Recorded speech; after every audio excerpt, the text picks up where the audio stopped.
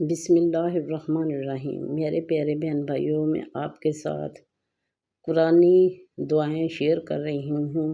انشاءاللہ آپ کو پسند آئیں گی اور ان کو یاد کیجئے اور ان کو اللہ تعالیٰ کے حضور دعائیں مانگا کیجئے۔ سب سے پہلے آپ کے ساتھ شیئر کرنے جا رہی ہوں کہ اللہ کا دیدار حاصل کرنے کے لیے کون سی دعا پڑھیں۔ اللہم انی اسألک لذت ناظری الی وجہک و شوق الی لقائک۔ اے اللہ پاک، میں تجھ سے تیرے دیدار کی لذت اور تیری ملاقات کی شوق کی طالب ہوں۔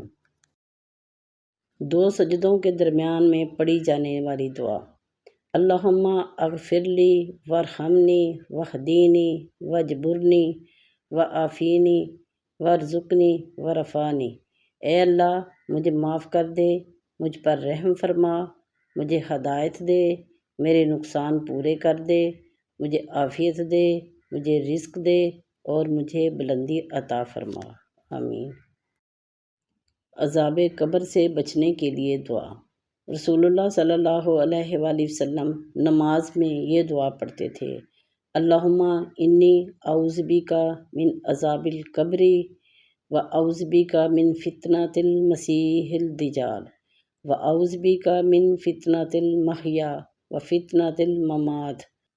اے اللہ، قبر کے عذاب سے میں تیری پناہ مانگتی ہوں، زندگی اور موت کے فتنوں سے تیری پناہ مانگتی ہوں، دجال کے فتنہ سے تیری پناہ مانگتی ہوں، اور اے اللہ، میں تیری پناہ مانگتی ہوں گناہوں سے اور قرض سے۔ بیماری کی صورت میں پڑھی جانے والی دعا۔ ربی انی مسانی یضر وانت ارحم الراحمین۔ اے میرے رب، مجھے تکلیف پہنچ رہی ہے اور آپ ارحم الراحمین ہیں۔ سب سے افضل دعا۔ نبی صلی اللہ علیہ وآلہ وسلم نے فرمایا، بندہ جو بھی دعا مانگتا ہے وہ اس دعا سے افضل نہیں۔ اللہم انی اسألک المعافاۃ فی الدنیا والآخرۃ۔ اے اللہ، میں تجھ سے دنیا اور آخرت میں عافیت کا سوال کرتی ہوں۔ اللہ پر توکل کی دعا۔ وَمَن يَتَوَکَّلْ عَلَى اللَّهِ فَهُوَ حَسْبُهُ۔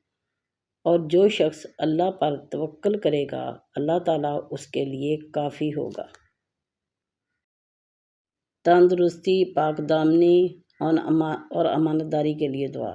اللہم انی اسألک علما نافعا ورزقا طیبا وعملا متقبلا۔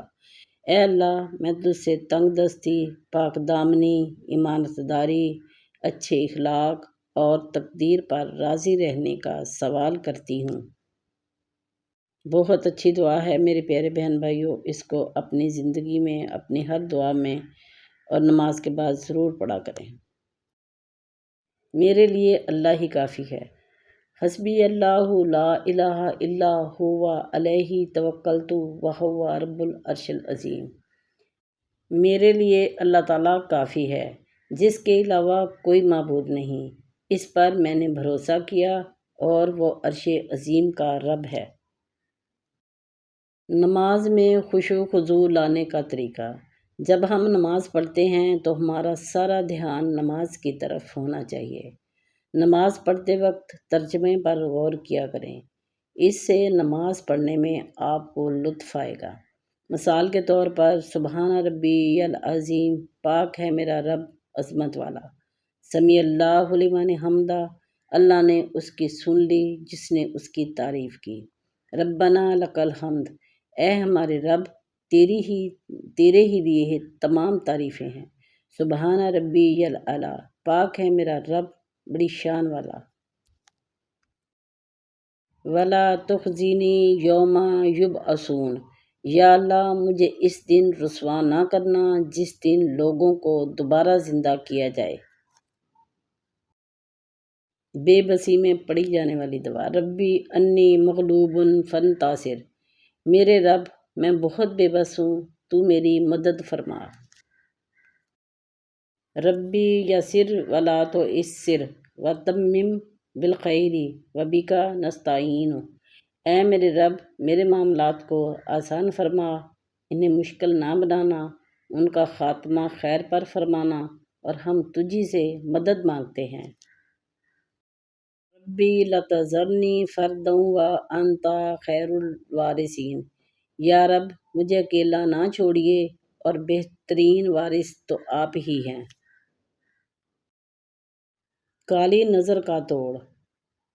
بسم اللہ اللہم اذہب حرہا وبردہا ووصابہا۔